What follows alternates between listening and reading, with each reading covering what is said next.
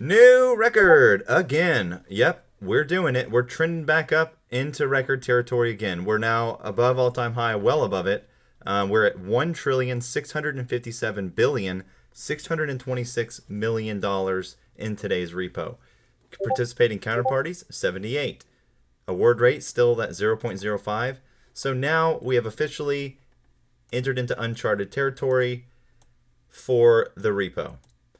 So again, yesterday we were at 1621. The record before that was 1618. So yeah, we got quite above the record today. It's at 1.6 trill. So again, they're taking liquidity right out of the market, parking it overnight, earning interest on it.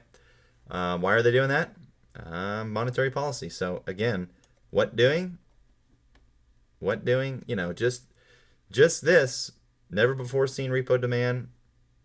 And again, I'll broke the record again. So how long can this go on? How long will inflation be transitory? Don't know. They just raised the debt ceiling. So again, probably the reason why we're seeing this. So kick that can, government. Let's go.